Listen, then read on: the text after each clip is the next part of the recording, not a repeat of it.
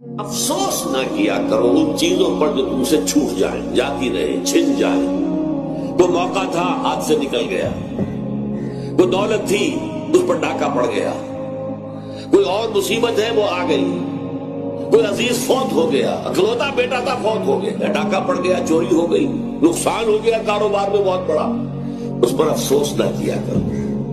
اگر افسوس کرو گے تو اس کا مطلب کیا ہوگا کہ تمہیں اللہ پر اعتماد نہیں ہے، یا تم سمجھتے ہو کہ اللہ کے سوا بھی کوئی ہے جو یہ کام کر سکتا۔